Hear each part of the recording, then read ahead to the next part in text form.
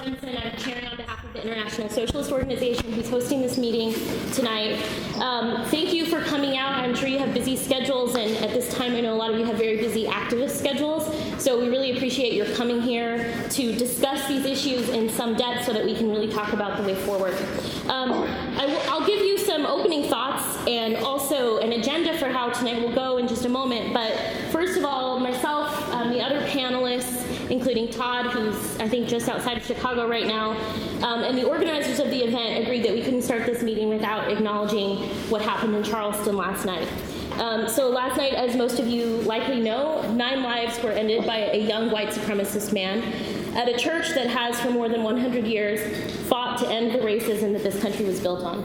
We'd like to have a moment of silence for those victims and all the victims of racist violence that we have known throughout our lives. Please join me as we think for a moment about their passing.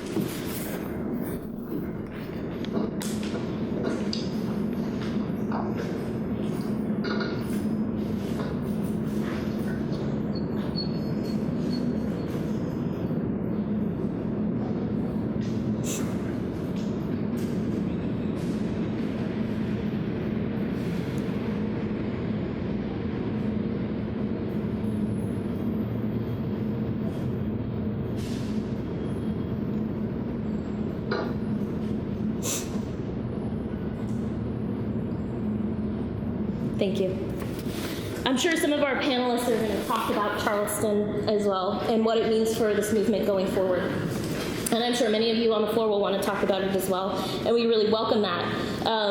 Because we want to emphasize that though the Black Lives Matter movement has mainly targeted the racist police, people who are sanctioned by the state to perpetrate racist violence, and then again focused on the justice system, which repeats that violence by not holding any of these police accountable, that the shooter in South Carolina is part of the same system, and that the state has certainly endorsed this kind of violence for hundreds of years in this country.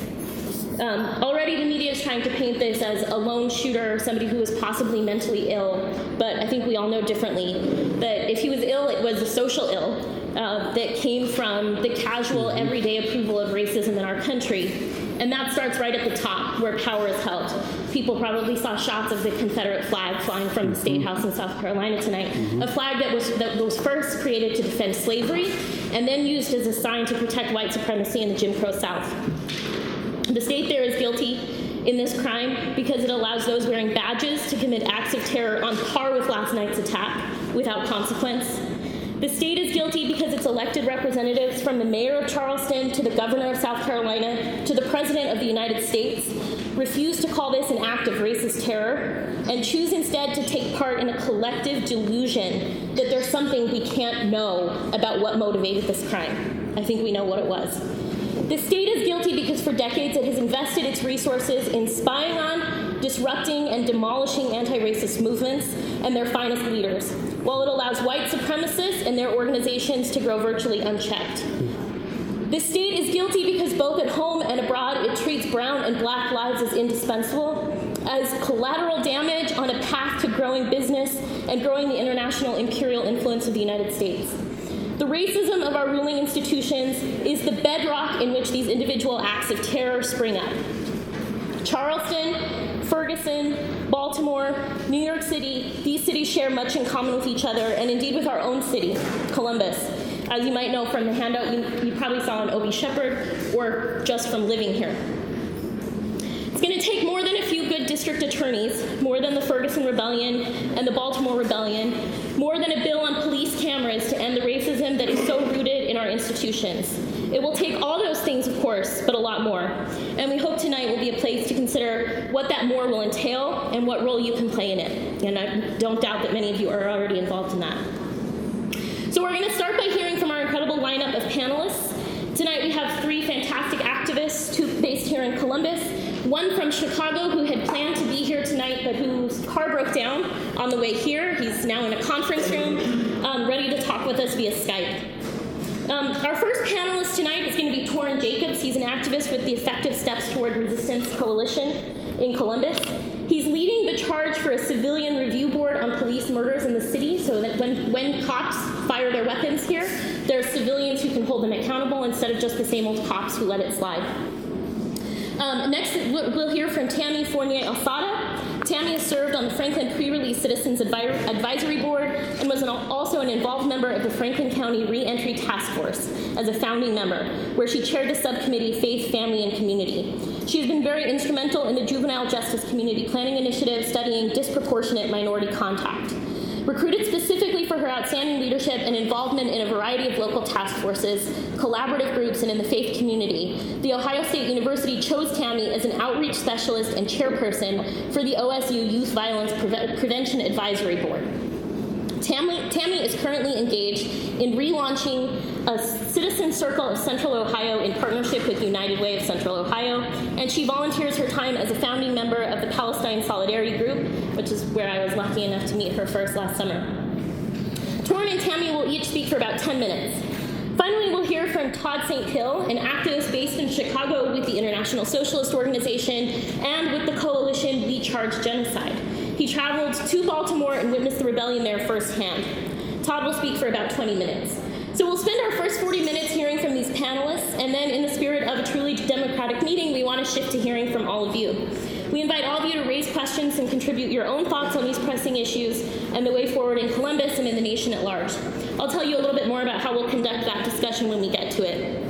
After that discussion, we'll have a few minutes to ask for announcements from both panelists and from the audience about upcoming events, actions, ways people can get involved. So don't feel you have to fit that into your comments in the discussion. We'll have time for that later on. And then finally, we'll come back to the panelists and ask them to respond one more time so they get the last word tonight. So with that, I'd like to turn it over to Torrin. Thank you.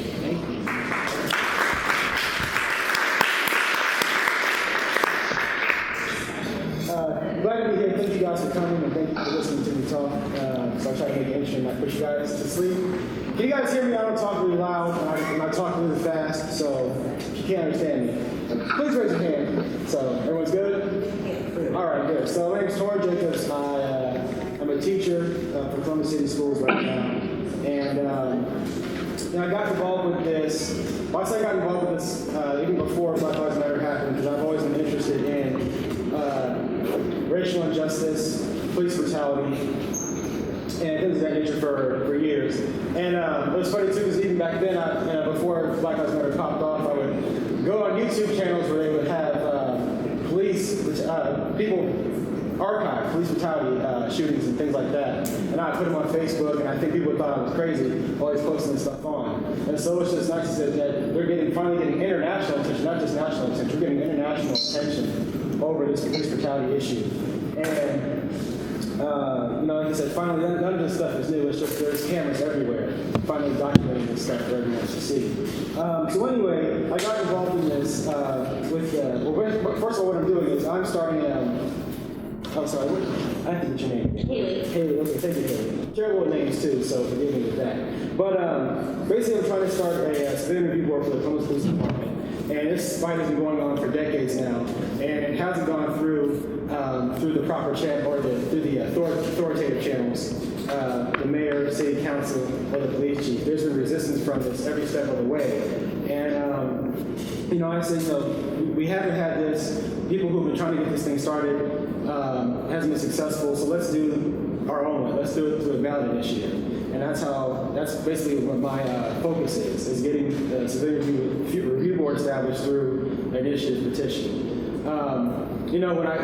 Back last year, during the protest in November, December, one of the demands that we gave to the chief was that we want to have a civilian review board. And I remember hearing that term from a few years ago, but didn't really know what it meant. And a lot of the people didn't really know what it meant as well. So I did a lot of research, and I found out that, this is a very delicate, kind of fragile apparatus here. And if it's not handled correctly, it's going to be a waste of time. And that's kind of what happened in Cleveland with Tamir Rice and, of course, the 127 or 37 shots that happened. Because Cleveland does have a civilian oversight system, but it's completely useless and it hasn't done a good job. Mm-hmm. The Department of Justice has intervened in a released a 105-page report recently, and they suggested making another civilian oversight system to replace the other two. And that civilian oversight system is supposed to be one supposed to be more democratic and supposed to have actually civilians in charge of it. which is what we need and what I'm trying to do in the first place. But the Department of Justice and everyone recognizes that people don't trust the police, not just because of the excessive force, but there's just a huge lack of transparency about what the police do and how they come to their conclusions. And the DOJ, other scholars, everyone else recognizes that to make people more comfortable with police, we have to open up those channels and have to make police more transparent. So going back to that, or I guess going backwards again. So I started looking it up, doing research about civilian oversight systems around the country, and then I looked at the last negotiations that happened in Columbus with the NAACP and the city. Because a few years ago, there was another push to have a civilian oversight system, and those negotiations fell apart. And if you talk to the other side, they give you different stories as to why it fell apart. But going over the documents, it appears there was a lot of police were very uncooperative with the NAACP, with releasing documents, redacting stuff they needed, not releasing the right documents, and then arguing over how much power it should have. And of course, the mayor didn't want to make this legal ordinance, that kind of stuff. And so negotiations just kind of fell apart. The NAACP didn't want to be a part of something that wasn't a legal ordinance, which is what needs to happen. It needs to have legal teeth in order for civilian oversight to be as strong as it needs to be. So I took NAACP's records, did research on oversight systems across the country, and then came up with a 10-page model about all the stuff that we should address with police and police reform. And then that basically got condensed into our petition, and then we submitted that to the city. And so that's basically what we're doing, and that's basically how I got here. And so it was me talking to just other people who have been involved now with other people and with other people, and I pretty much started with OSU and the effective steps. Now some crazy guy screaming about the civilian review board, if anyone's interested, come talk to me. So I was someone who had no connections, didn't know really the history, didn't know anything, and I just started off with 3 people who aren't probably anymore. But slowly, I just started building up, getting more contacts, getting more information, and pretty soon we got here in about 4 months. So really, really fast. And so I'm proud of that. And this is an issue that so many people care about, and that's also what helps us speed the process up. And I guess I don't know what else to cover, so I know I should keep going or keep going. Keep going. Okay. So why civilian oversight?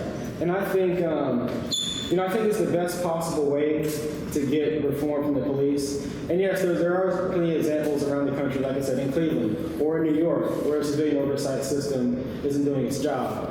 But that's because it hasn't been set up properly. And so with my model, I focused on all the issues, all the weaknesses that could break us down and make us ineffective, and try to put in a bunch of supports to stop that. And so that was my main focus of creating this model for us, is that we wouldn't break down like New York or Cleveland. We would stay strong.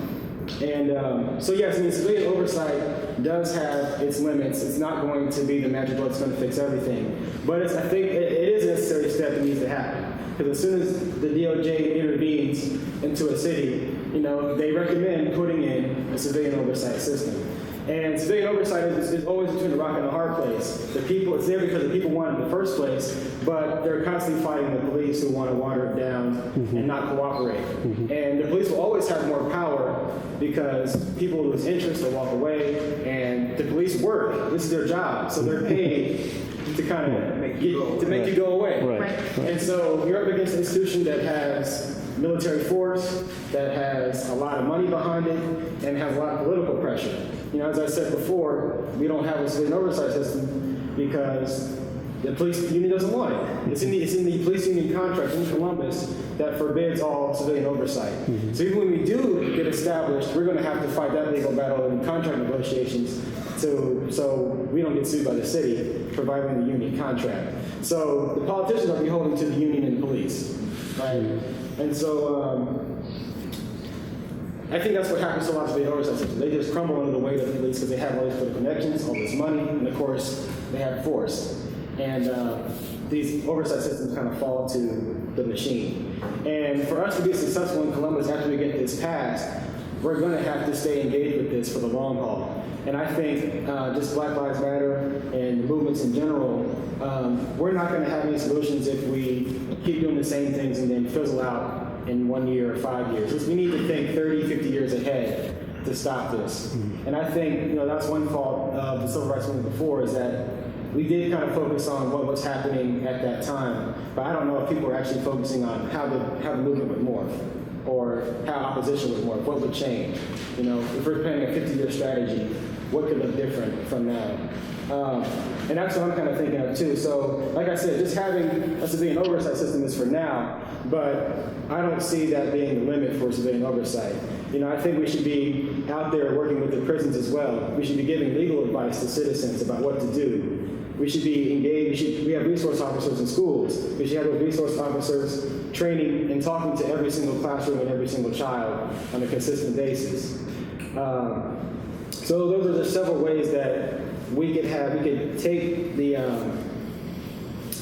civilian oversight system and kind of morph it into different branches of the system and have it change that as well. And that's what I kind of see us doing here, is that we're going to start off doing this, but we should branch out to other things. Because ex-cons, ex-felons, they all have complaints about how they were treated by correction officers or the facility and stuff like that. And I think civilian oversight can branch into that as well. We also need to be an education tool for people in the public.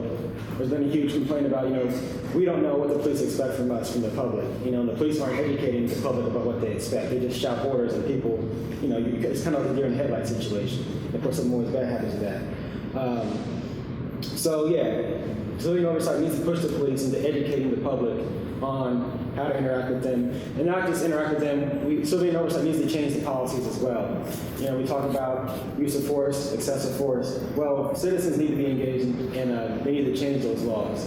These are tax-paid professionals who are here to serve and protect us. So they should be beholden to us. It makes no sense to have these people. Like I said, we all recognize we need police, but it makes no sense to have these people who we pay and then not take any advice or guidance from the public. If the public didn't exist, there would be no police. So they need us to even exist. So we need to have a say on how they operate. And that's what I think. And going forward again too, I'd like to see the movement morph more into political engagement, like the stuff we're doing. Like I said before, you hear a lot of criticisms from me. Not that I don't like marches or rallies, I go to all of them as much as I can. It's a very important part of the process. Like I said, these are kind of flashes in the pan. We need stuff that's going to last 10, 20, 30, 40 years going, because that's how long it's going to take to solve these issues. And so I like to see the movement, Black Lives Matter, whatever you want to call it, completely take over these systems, political systems, infiltrate them, and revolutionize, reform, whatever words you want to use. And I think that's, if you leave like you pointed out, I don't think things will change. We're going to have to replace these people and these systems, and we're going to have to keep trying, no matter how hard, or if you don't have millions of dollars behind us, we got to keep doing it. So yeah, stop talking now. Thank you. Thank you.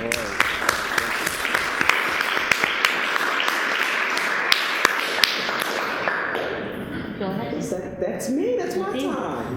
Thank you. Thank you, Hayden. Great job. Thank you. Hello, everybody. Hey.